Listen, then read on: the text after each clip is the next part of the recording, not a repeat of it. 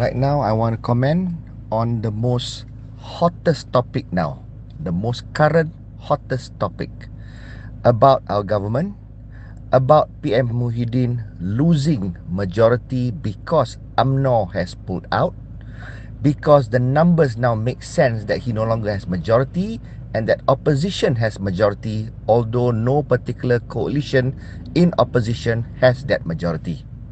Okay, now, because of the pressures, because of the stunts, the multiple stunts that Muhyiddin has been pulling and the Perikatan Nasional has been doing, and they have been labelled as the Haka to Sultan, they've been labelled as, being non-constitutional because we are facing the constitutional crisis. Therefore, to diffuse the entire issue, Muhyiddin has met the king at the palace, and apparently the king has agreed to Muhyiddin suggestion to table a motion of confidence on him to prove his assertion that he still has majority in September sitting. Now, what is making the entire nation anxious is that why so long? Why until September? Why can't it be done now? Because if he doesn't have majority now, by law, he should not even be advising the king, because it's got to be a prime minister that commands the majority support of the Dewan that be advising the king, and the king should follow. So therefore, there are desperate measures taken. There is all kinds of whining happening, and I think people will start putting pressure on the king and the government to table this motion immediately. Okay, so now everybody is in sync on that. Of course, people who wants to retain power want to defer, and I think we all know better why Muhyiddin and the PN government wants to defer and do so in September. September is still some time from now. It can even be 1 month from now. Now, or 20 odd days. Now, so many things can happen 20 odd days. Today, maybe he does not have majority. But by September, maybe we will have majority. So therefore, maybe he will have majority. So therefore, things can change. This is why even the opposition is restless. This is why UMNO is also restless, because now they have managed to deprive him of majority, but he bought time with the Agong, and therefore in September he has enough time to go for froggy shopping.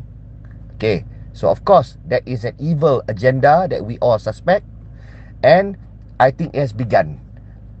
Either you buy the frogs or you roast them so that they jump. So there are some people being roasted, being charged, being harassed. There are some people being rewarded and also being bought. Of course, we cannot know. There's so many ways to hide it.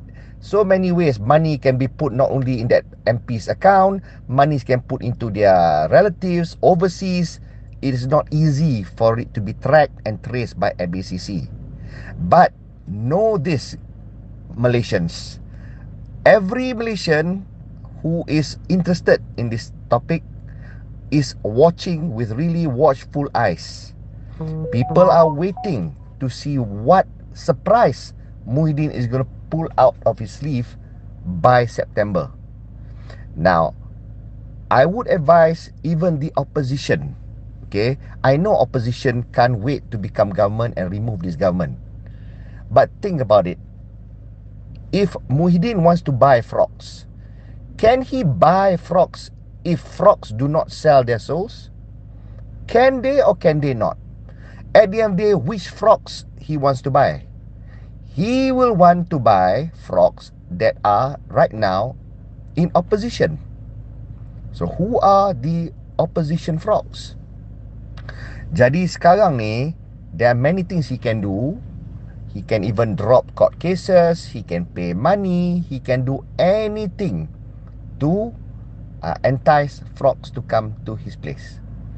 Now, for us, for Malaysians, even for opposition, I have a slightly different view.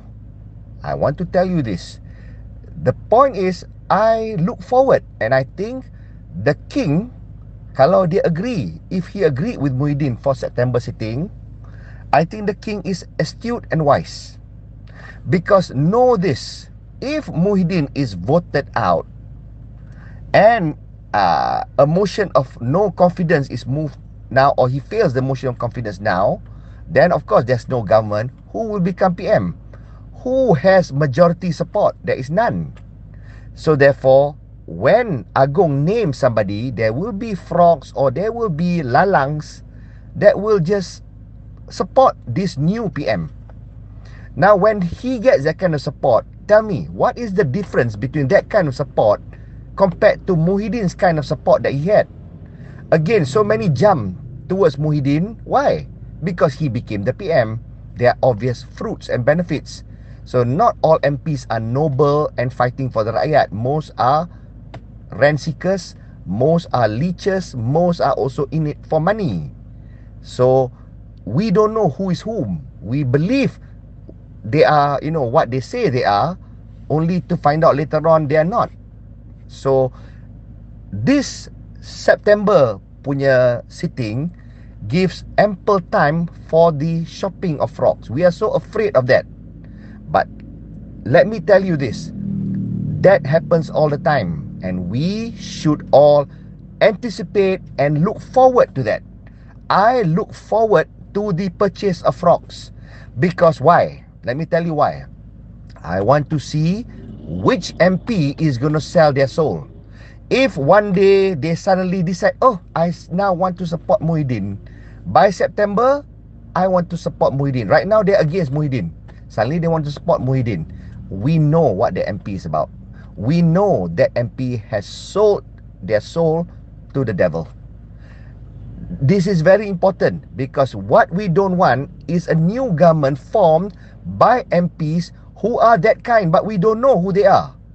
For now, if this happens, all the ugly faces, all the ugly MPs will be known, and we need to know now, before the next government is formed.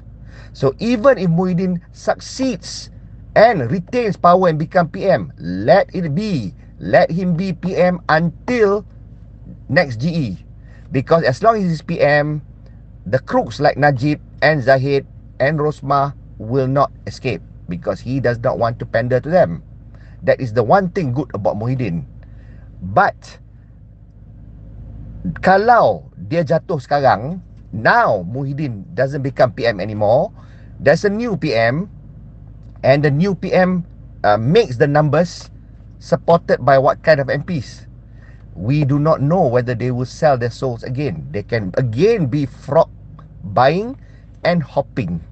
And again, we will have change of government. We will again have this constitutional crisis and this political fiasco. So therefore, I think Agong is astute. Allow this time. Let the frog shopping happens. I think Agong also want to see, the kings want to see, the rakyat should also see. We should, is a price well spent to see which frog can be bought, to see which frog is afraid of persecution, who will not stand their ground. We need that to happen. Let them jump towards evil. Let them go to the dark force. Let them be there, because we do not want those amidst us. We do not want those to help us win the next government. And imagine we have those thorns in the government. Anytime they can become cancer, and they can again defect, and we will have another Sheraton move. This could be another hotel. So this is the best time. I'm saying this moment until September Parliament sitting, call it a political chemotherapy, much needed by the nation. We want the jumps. We want whichever frogs that are not worthy of our trust and our support to jump over to the camp of Muhyiddin. Let it be. We need to know where we stand. Doesn't matter if we do not have a change of government now. At least we will know that when we do have a change of government, it will be without these thorns, these heartless frogs. This is more important than having a change of government now.